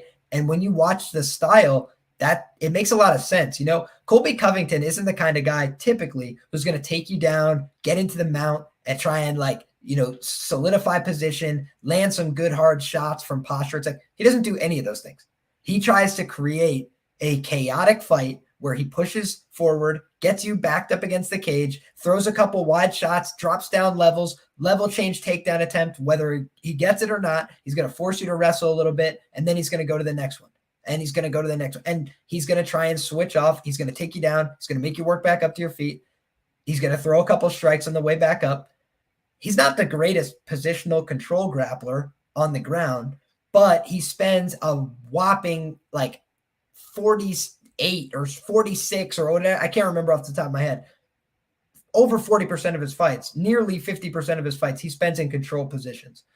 That's obviously something that you want to bet on long-term, right? Historically speaking, the guy controls, wins a lot of minutes. But I also go back and I think to myself, who has Colby fought? How should I rate these wins? I do think Colby has distinguished himself as a top flight welterweight. And he definitely has shown that he's a tricky matchup for Kamaru Usman because he can kind of match him in the cardio. Kamaru can't just dog him in the wrestling like he does to a lot of people. So Kamaru had to improve his striking. I think Colby Covington made Kamaru Usman get better, and I think he did. But I also think that doesn't mean that Colby Covington is going to beat every other fighter on the planet. And when I started to look into this, right, the line opens at minus 190 on the Colby Covington side here. And the market has been one-way traffic, right, pushing this in the direction of Colby. And now we're looking at, I'm just going to not speak out of my rectum here. Minus 330 is the best market price available. Minus 337 right now is the market average. So that means that currently the market average is Colby wins this fight 77% of the time. And yes, he is 3 years younger. Yes, he is the guy who has accomplished a little bit more in terms of that high-level credentialing because he beat RDA. But that's it. He beat RDA, and I love RDA, and I think RDA is great. He barely beat him. It could have went either way. If that had not gone his way, then there is no Colby Covington championship story that we're talking about here. And I'm thinking to myself, then what does the line look like? I don't think it quite looks like this. Because when you look at Colby Covington, the total has gone over in so many of his fights, very high percentage of his fights, especially the recent ones. He took on guys that were completely inexperienced when he first got to the UFC and ran through them accordingly. He did them dirty. But then he started getting real competition. And I think the last finish he had that was significant was Max Griffin pretty long time ago. And that was before Max Griffin made a bunch of significant improvements himself in terms of cardio and pacing and things like that. So, Colby Covington really has put together a bunch of solid decisions. He's a guy who can win minutes in the cage, but he's not the most dangerous guy out there. From a submission perspective, he doesn't really threaten guys with a lot of subs, doesn't really threaten guys with a lot of dominant positions. We saw Damian Maia, the best back taker in MMA, on the back of Jorge Masvidal for 4 minutes and 20 seconds or whatever it was in the first round. Jorge was able to make it through to the end of the fight, not be completely gassed there. He did gas out towards the end of the fight. There's an argument he won that fight. I think that it's very arguable George Masvidal should have won that fight. The first 2 rounds, he did the more damage and was more effective, I thought. So, boy, it's a tricky fight for me, right? I think Masvidal, I had concerns. I saw the embedded videos. I'm like, this guy is fat. I'm like, this guy is not even, is he training for the fight? And then all of a sudden, I see him show up to weigh-ins, and I'm like, he's got a tiny, thin layer of body fat, but that's kind of like par for the course at his age and the fact that he's in his second weight class. But this has been a weight class that's been much more effective for him. He's 5-4 at the weight. I know that looks terrible. But then you look at who he fought, Stephen Thompson, before he fell off the cliff. And Stephen Thompson, frankly, has fucked up everybody, no matter how good a striker they were, until he fell off the cliff and guys started wrestling him, okay? He lost to Damian Maia. That one could have went either way. That one probably should have went to Masvidal on damage, on how we score fights today. But either way, I'm like, all right, that's a sketchy one. The Usman fights, yes. Usman is a horrible style matchup for Masvidal. And that's the argument here, is that Colby is too. But he's about the same price right now as Usman was against Masvidal. But the difference for me is Usman has the power. He has that knockout ability. He has the physicality, the strength to just press this guy into the octagon all night. Colby is not the biggest 170, guys. He's just not. He looked great. He looked tremendous on the scales. Like, unbelievable. He was bouncing, skipping up to the scales. But the things that have given me pause were at the press conference, Masvidal snaps at him. Dude, he literally like jumped out of his shoes. I was like, that for me, I know that body language isn't everything, but that for me was a little concerning. When I hear him talk about the game plan for the fight, he's talking about being patient. I'm like, dude, are you high? That's the last thing you should do. If you're patient here, you actually will probably get knocked out. Like Masvidal, say what you will. The guy's not this. He's not that. I understand. The guy hits hard as shit. He hit Darren Till with a bunch of shots and cracked that chin. Darren Till had not been cracked like that, and he cracked the shit out of his chin. Tyron hurt him. Tyron maybe could have finished that fight, but Darren was still with it. He was still wrestling. He was still grappling. Tyron's like, all right, let's try and lock something up. Masvidal put him out, boxed him. I think that's impressive. I don't think Darren Till is a pushover. I think that Darren Till got intimidated by Masvidal. He started wrestling, bro. He started wrestling. Darren Till, he was wrestling. He shot like 3 takedowns in the first round. He did not want to strike with George Masvidal, period. I was like, that's concerning for me. Because Colby's talking about, I'm going to get out there. I'm going to strike with him. George was like, I bet this guy's going to come out and pretend he wants to strike with me and then try and wrestle. I think that the same thing. That's what I expect. I think he's going to come out, pretend he wants to strike. And I hear Colby talking about the difference he made in terms of like how he's gotten better at MMA. He said, now I keep a high guard. Now I keep my hands up. And I was like, dude, you had a high guard right as the left hook cracked your dome piece and you fell all over the place in your last fight against Kamaru. I'm like, this is a guy in George Masvidal who has specific tools that I've seen on tape damage Colby Covington and make him weary. The left hook hurt him bad, sent him to the land of wind and ghosts. He was able to find his way back. Bless him for it. But he was on Dream Street twice in a row. Both left hooks there. On top of that, the body kicks. I mentioned it from RDA. Open side body kicker. Who's one of the best body kickers in MMA? George fucking Masvidal, dude. He kicks hard as shit to the open side of the body. And I looked back, right? One of the things I like to pay attention to is how guys get takedowns. I didn't see Colby getting a lot of takedowns on caught kicks. And a lot of wrestlers, that's not really their game. Strikers catch kicks.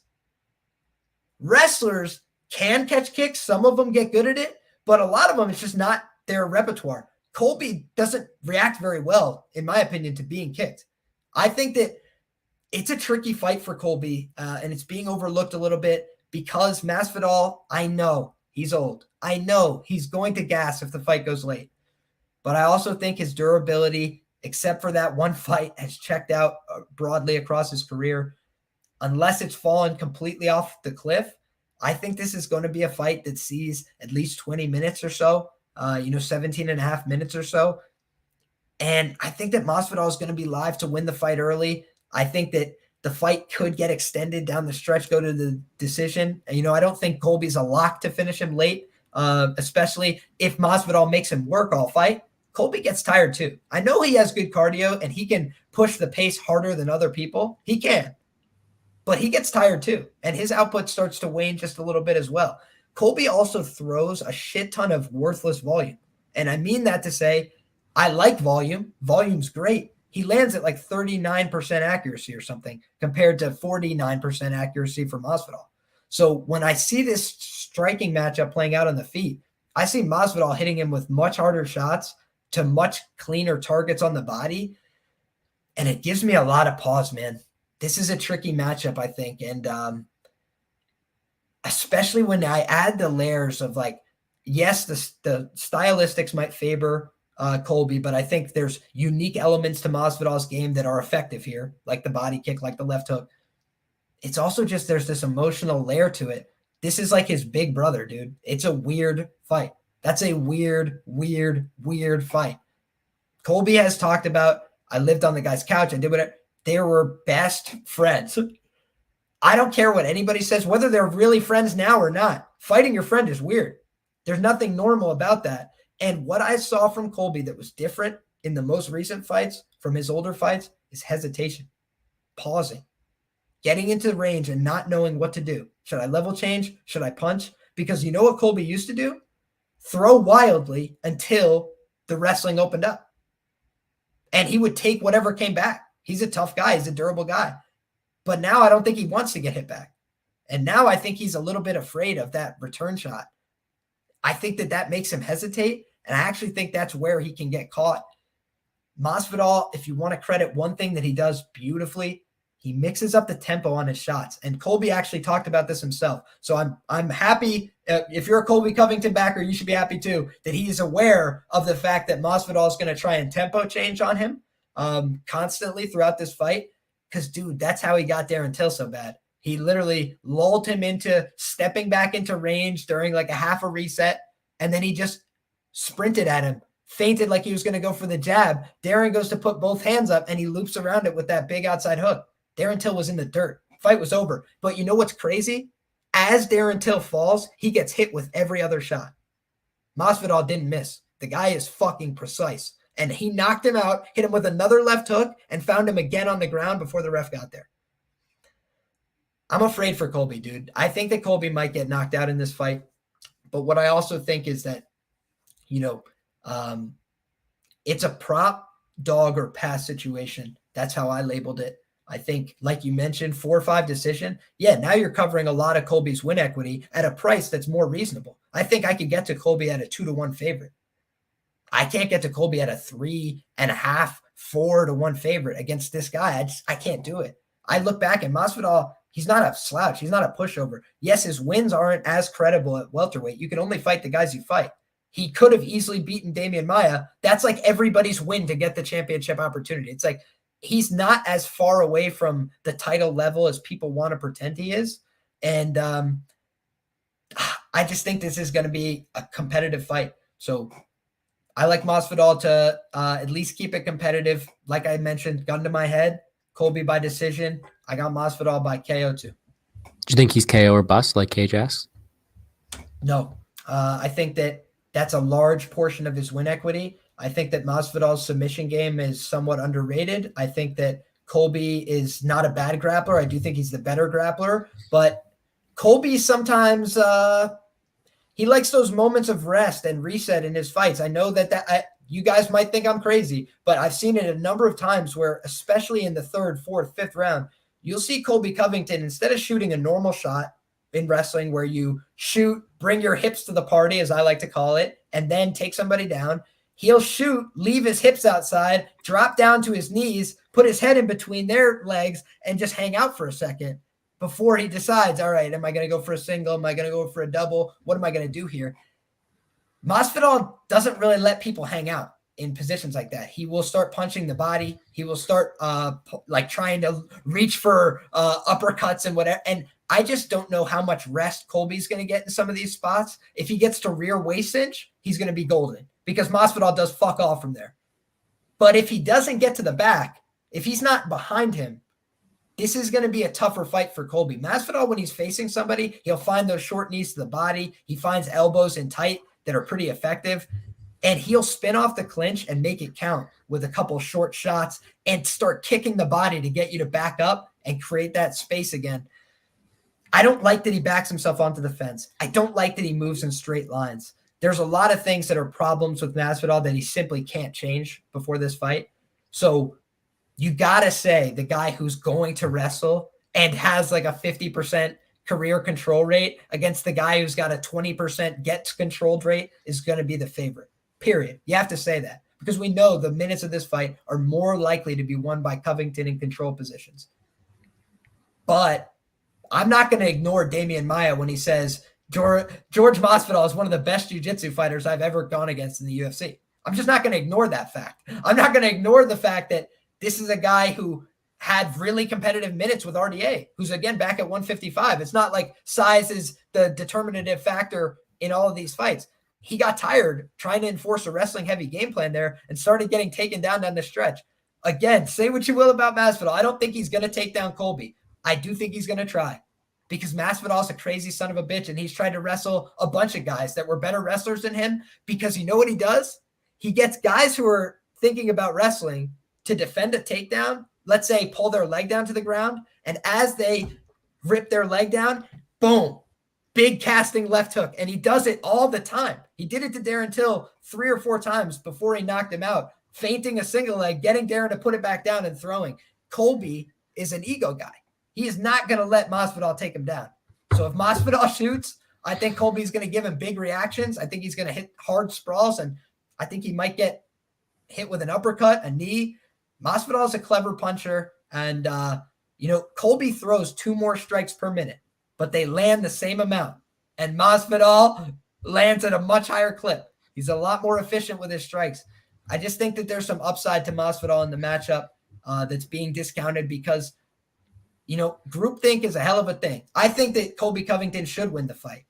But I also think everybody is saying Colby Covington should win this fight, to the point where, he must win the fight. He has to win the fight. Colby Covington can't lose the fight. It's like, I'm just stepping back and saying, when in doubt, zoom out.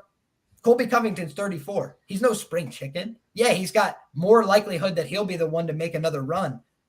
But he had a whole other career in combat. He was a Division I wrestler. He was a 2-time Pac-10 champion. He already got the interim belt and has now lost twice to the champion. It's like, what's his motivation left in here? To just do grudge matches? He's calling out Masvidal and freaking Poirier. Dustin Poirier. He's on like the Legends Feud tour. It just, all of it seems a little bit off to me. I think that Colby should win. I think he should be the favorite. I'm not buying the price at the current level. Hey, well, you made some pretty good points there. There's people on both sides of this, and I really like those kind of fights. I know you're kind of in the middle there, so is Abel. I see Mbe and Cage My IQ both taking the Colby Covington side. I have to agree more with them. It's a tough one here. I like what Gabriel's going here. I do think that Colby 4-5 decision is the way to go. That is perfect. I think that is his major win equity. You're taking a minus 350 favorite down to what, minus 155, minus 160. Don't got that book in Canada, so I can't join you. I wish I could. However, I don't think Masvidal has the same win equity as you do. Sure, the knockout's available in every single fight. I will take that, but it's not like he is, not like where he's super smart.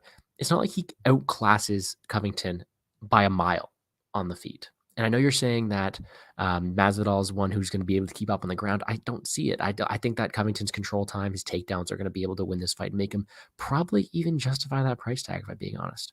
However, the one point I'm going to give you, and the reason I'm not balls to the wall on Colby Covington is this is all in his head. It's an ego fight. It's 2 friends. Anything can happen. With that being said, I am pretty big on Covington, though. Full disclosure. And I appreciate your breakdown because it's making me want to hedge it, but I do think he wins this one at a pretty high clip. And dude, the thing is, I'm just trying to break this down from, let me take this from 0, start at scratch. What do I come up with here? And I tried not to sample their entire body of work. I just looked at more of their recent work, right? I looked at Masvidal. What is his run at welterweight? How do I evaluate it? And I just came away not thinking that, this is like a guy who's completely padded record. And he's a lot of people have just said things I thought were a little bit, I want to choose my words carefully here, just like surface level. I don't know that if he had lost to Ben Askren, people are talking about, oh my God, Ben Askren, the guy's got 21 wins. Oh my God, he's got wins over Robbie Lawler, George Masvidal. He's a champion of multiple other organizations. It's like, what's the different narrative we tell if that fight goes the other way? So it's just, for me, there's all these things to discount, poke, and prod his resume. And hey, like I mentioned, I thought he looked fat in the embedded videos. That was, for me, a reason to believe he's not even taking this fight serious. But I just see him on the scale today. Thought he looked good. Thought he looked ready to compete. And I just have this, man, I call it a sneaking suspicion, man. That's really what it is. It's just this weird feeling I have when I watch these two guys interact, when I watch the way they talk to and about each other. I think that Masvidal views Colby as like this little punk kid. And I think Colby views him as like his big brother, and he's mad and like upset that he doesn't support him anymore. And man, it's a weird dynamic. It's a weird relationship to get a beat on. Maybe I'm being played like a fool, like everybody else, and behind the scenes they're just dapping it up and like, hey, go wrestle me for this money, buddy. But I don't think it's like that, man. I think that I think Masvidal is the meaner fighter of the two of these guys, and I think that Colby Covington could definitely beat him, could definitely win the decision, could definitely outpace him and just break him on will and cardio. We have seen Masvidal gas and flag in that category in the past. But I just think it's going to be a tricky fight that doesn't play out according to the narratives that I'm hearing. So for that reason, it's like I mentioned, it's either going to be a prop, a dog shot, or a pass for me. See, that gut feeling you have kind of scares me, because you have that same gut feeling about Brunson submitting Till. But then I remember you also had that same gut feeling about Leah Letson being Felicia Spencer. So I don't know what to judge of it. I'm just kidding. I appreciate the breakdown. I think you did a great job of breaking that one down. I appreciate everybody hanging out in the chat. And with that, we are done the breakdown. That was an hour and 40 minutes. We went through some great fights. And this is honestly a beautiful card, both from a betting perspective and a DraftKings perspective. Before I let you guys go and check out that DraftKings, because trust me, you guys want to see it. There's a lot of money to be made there. I want Liam to let you know where to find him. I know he's got some great collab already posted on his Twitter, and he has more great picks you can get at Scores and Odds and other places he will tell you about. But pretty much just want to thank you for coming on the show. As always, you have some great points, and let him know where to find you. Absolutely. So I just want to start by saying thank you guys very much. Everybody who's been here, everybody who's been rocking with us in the chat, truly appreciate it. Want to say, if you want my breakdown, I went live with Billy Briz and Sean Orr yesterday, went over the whole card from top to bottom, similar format here. So, hey, appreciate you guys sticking with it. Also, rotogrinders.com, scoresandodds.com. That's where you can find my written work. It's also where you can find my premium picks. Been doing a pretty good job on the expert pick section over there, looking to keep the ball rolling there. Going to submit some picks for Scores and Odds tonight. So yeah, man, I'm just excited about this card. I think there's a lot of, good opportunities here. Want to shout out my man, Hunter Man, in the chat as well, under an alias, my man. I didn't recognize you, but shouts to all you guys rocking in the chat. Wouldn't have a show without you guys. If you guys are looking for more MMA content, you want to try and get yourself a Lamborghini, come on down. Lambo Plays podcast tonight at 10 p.m. Eastern, 9 p.m. I want to say Central Time. I don't know Central Time. I know Eastern. I'm going to be there at 10 p.m. Eastern, and it's Narco Cops channel. Go ahead and check that out. It's going to be a lot of fun, and I'm excited to try and get a Lambo with you guys. Yeah, I saw you on that. That hypes me up, because we love those big plus money shots. I'll be definitely tuning into that one. So I will see you guys there. I want to appreciate everybody for hanging out in the chat. Gabriel, thank you very much. Ted, Frank, Cage My IQ, Mbe. I know I saw DFS Whisperer earlier. It has been a fun week breaking down fights, and I am super pumped for the fights tomorrow. Now, in terms of my content, I posted out my best bets on the Current MMA YouTube channel. I also posted out my DFS picks on this very own Plays and Fades channel. And with this breakdown done, I should also have a Twitter space with Tajik Bey coming up tomorrow. Now, that is a lot of content for you guys. If you guys want to know anything specific, my DMs are always open on Twitter. You can find me anytime. I just got distracted by some fools. For all disclosure, that is my roommate. He will be getting these hands shortly.